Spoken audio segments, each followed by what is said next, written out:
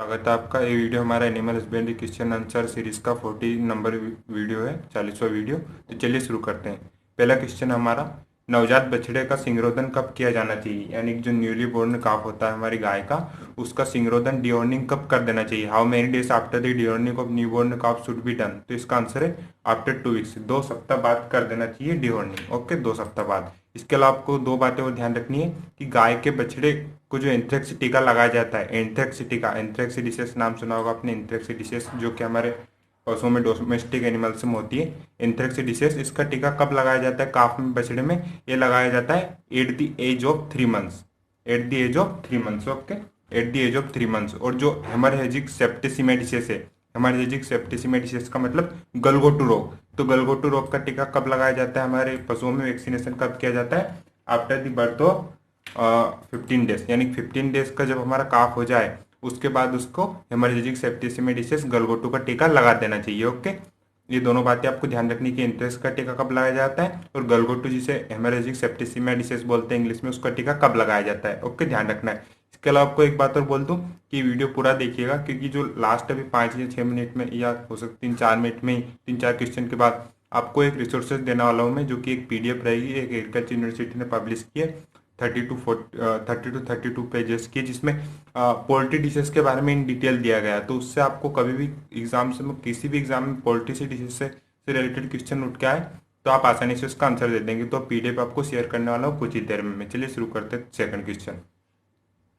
पशुशाला का चयन करते समय निम्न में से किस बात का ध्यान रखना चाहिए? यानी जब हम केटल सेट का चयन करें या केटल सेट बनाएं तो उसका उस कौन सी मुख्य बात का ध्यान रखना चाहिए हमें? ये भी क्वेश्चन से पूछ जाते हैं। तो इसका आंसर है पशुशाला की दिशा, यानी हमारी जो केटल सेट की डायरेक्शन है वो क्या होनी चाहिए, उसका सबसे पहले ध्यान रखना चाहिए। पशुशाला की ऊंचाई, लंबाई और प्रकार बाद में आते हैं, सबसे पहले दिशा का ध्यान रखना चाहिए। लेकिन अगर आपसे पूछ ले, ध्यान रखिएगा, अगर आपसे पूछ ले कि इसमें जैसे फोर्थ में ऑप्शन देते पशुशाला के प्रकार की जगह आलोपधीश, तो आपको आलोपधीश सेलेक्ट करना है, क्योंकि पशुशाला की ऊंचाई की भी ध्यान रखना चाहिए, लंबाई की भी ध्यान रखना चाहिए और दिशा का भी ध्यान रखना चाहिए। लेकिन मुख्य रूप से दिशा का ध्यान रखना चाहिए, ठीक है ना, दिशा का।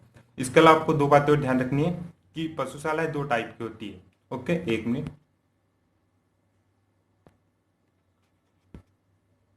पशुशालाएं दो टाइप की होती है, एक तो एकल पक्ति पशुशाला यानी single row cattle set system. Single row cattle set का सिस्टम मतलब कि एक पक्ति में पशु बांधे जाते हैं, एक तरफ बांधे जाते हैं, दूसरी तरफ पशु नहीं बांधे जाते, एक पक्ति पशुशाला। और दूसरी है दोहरी पक्ति पशुशाला, दोहरी double row cattle set system. Okay, double row cattle set system. तो देखिए, एकल जो पक्ति पशुशाला होती है, single row cattle set system, इसकी विड्थ होती है 16 से 18 फीट। कितनी? 16 से 18 फीट। और जो दोहरी पक्ति पशुशाला होती है, डबल रो केटल सिस्टम, इसकी विड्थ होती है 32 फीट। तो आपसे कभी भी पूछ ले कि सिंगल रो केटल सेट की सिस्टम की चौड़ाई कितनी होती है, तो उसकी होती है 16 से 18 फीट। और दोहरी जो डबल रो केटल सिस्टम है उसकी विड्थ होती है 32 फीट। ओके, ये बात ध्यान रखिएगा। बाकी अगर आपसे पूछ ले कि सबसे बेस्ट पशुशाला कौन सी होती है, तो आपको बता दो सबसे बेस्ट पशुशाला होती है दोहरी पक्ति पशुशाला। और दोहरी पक्ति पशुशाला में भी दो टाइप की केटल सेट आती है, मुंह से मुंह यानी कि माउथ टू माउथ और टेल टू टेल। उसके बारे में बाद में डिस्कस करेंगे, हम इसी वीडियो में बाद में डिस्कस करेंगे। इतना समझ में आ गया आपको कि डायरेक्शन का केटल सेट बनाते वक्त हमें ध्यान रखना चाहिए। ओके, और अगर डायरेक्शन, अगर यहाँ फोर्थ में पशुशाला के प्रकार की जगह आलोपधीश आ जाता तो आपको आलोपधीश सिलेक्ट करना होता। ओके, थर्ड क्वेश्चन है हमारा, मादा पशु के जनन अंगों को निम्न में से कौन सी बीमारी प्रभावित करती है? इसको एक बार हाईलाइट कर देता हूँ।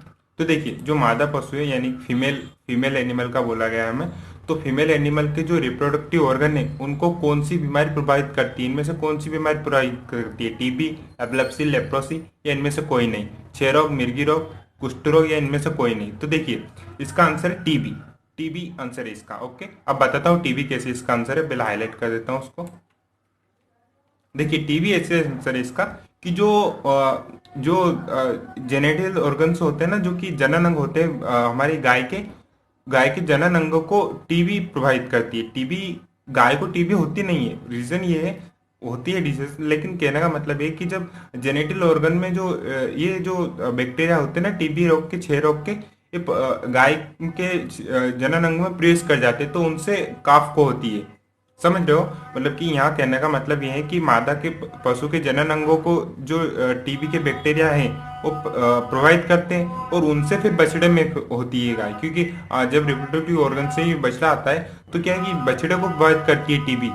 पहले जनन अंगों को प्रोवाइड करती है, फिर उससे बछड़ा होता है ना तो बछड़ों को भी प्रोवाइड करती है। तो इससे क्षयरोग को जन्मजात बीमारी भी कहा जाता है, यानी कॉन्जेनिटल डिसीज है, प्रोनाउंसिएशन नहीं हो रहा है, तो यानी जन्मजात बीमारी कहा जाता है क्षय रोग को, टीबी को। ओके, तो आपको बस सिंपल से ध्यान रखना है कि मादा पशु के जनन अंगों को निम्न में से कौन सी बीमारी प्रोवाइड करती है, तो आपको बताना टीबी क्षय रोग प्रोवाइड करती है, और बाकी कोई डीपली नहीं जाना। ओके, और एक आपको और बातें को ध्यान रखनी मैं यहाँ पर डिस्कस कर लेता हूँ।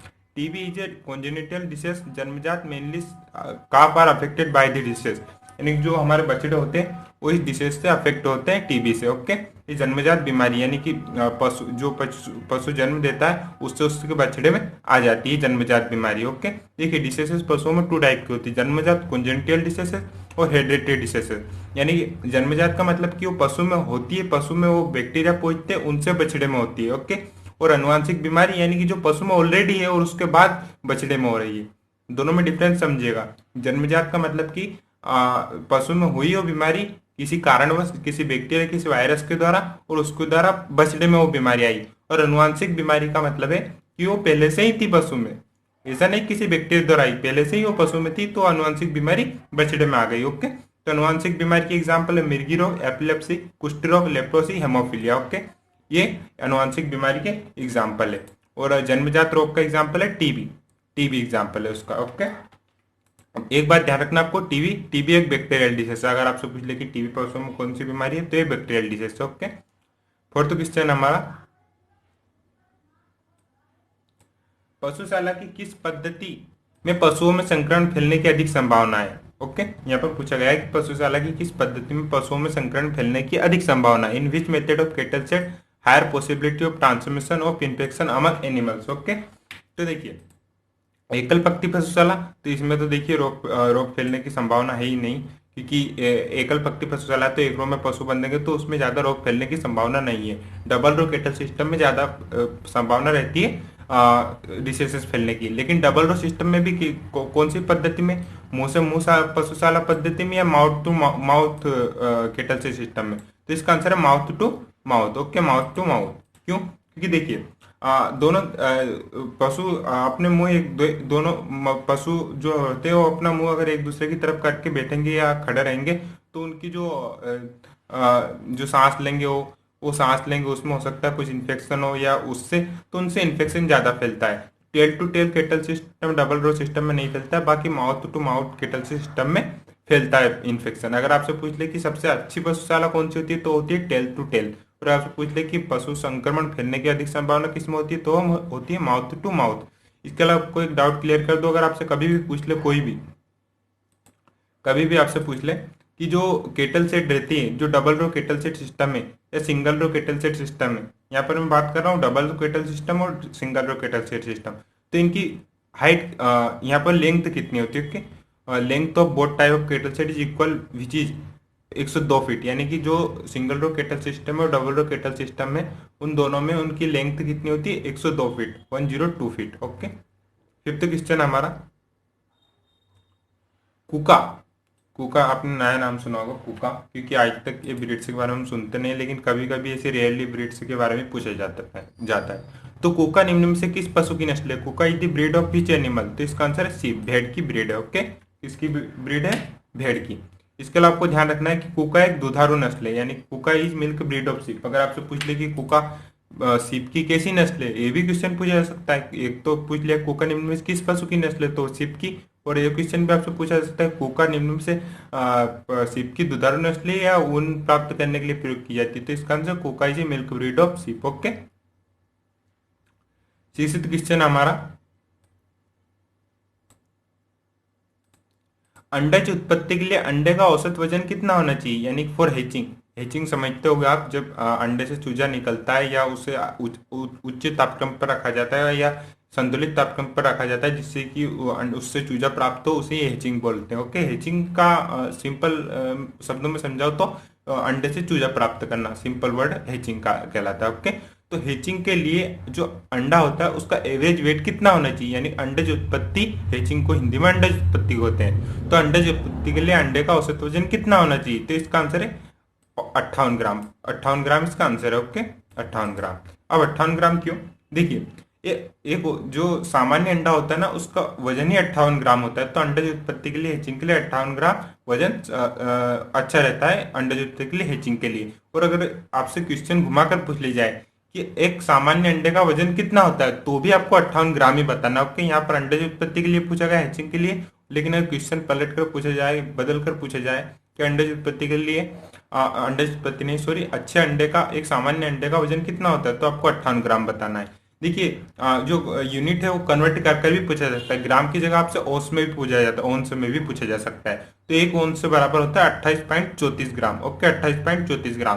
तो 2 ओंस का कितना होगा ये आप कर लीजिएगा। ओके, तो देखिए ओंस को कन्वर्ट कर लीजिएगा ग्राम में, और ये भी पूछा जा सकता है, ओंस में भी पूछा जा सकता है। तो टू ओंस होगा 56 ग्राम के लगभग। ओके, 2 ओंस 56 ग्राम होगा। तो देखिए ऐसा नहीं कि आपसे अप्रोक्स 58 ग्राम ही बोला जाएगा, इसके 58 ग्राम की जगह आपको ये भी आ सकता था 56 टू 58 ग्राम, 56 टू 58 भी आ सकता था, तो आपको अप्रोक्स बताना। ओके, ऐसा इतना अप्रोक्स भी नहीं कि 5 से 6 डिजिट का डिफरेंस होगा, 2 to 3 डिजिट का डिफरेंस होएगा। ओके, 56 टू 58 ग्राम भी इसका वजन हो सकता है अच्छे अंडे का। तो मतलब कितने 2 अंश हो जाते हैं, 2 अंश का भार, अंडे का भार हेचिंग के लिए अच्छा होता है। ओके, इनको अंश में भी पूछा जा सकता है। मेरा कहने का मतलब है कि यूनिट कन्वर्ट कर कर भी आपसे पूछा जा सकता है, तो आपको ध्यान रखना है। अब देखिए कुछ और बातें ध्यान रख लेते हैं। For hatching the age of egg should not be more than 8 to 9 days और 1 वीक, यानी कि हेचिंग के लिए हम जिस अंडे का प्रयोग करने जा रहे हैं उसकी आयु कितनी नहीं होनी चाहिए, उसकी आयु 8 से 9 दिन या एक सप्ते से ज्यादा नहीं होनी चाहिए। अगर एक सप्ते या 8 से 9 दिन से ज्यादा होगी तो हेचिंग के लिए प्रयोग नहीं करना चाहिए अंडा। ओके, और जो स्टोरेज टेम्परेचर है जो अंडे का हेचिंग के लिए, मतलब कि किसी अंडे को हम हेचिंग के लिए प्रयोग करने जा रहे हैं तो उसका कितने तापमान पर उसका स्टोरेज करना चाहिए, तो इसका आंसर है 50 to 60 degree Fahrenheit, 50 to 60 degree Fahrenheit, या सेल्सियस में देखें तो 10 to 15 degree Celsius. Okay, Celsius में भी दे रखा है, फ़ारेनहाइट भी दे रखा है, तो आपको एक बात ध्यान रखना है, ये बात ध्यान रखना है।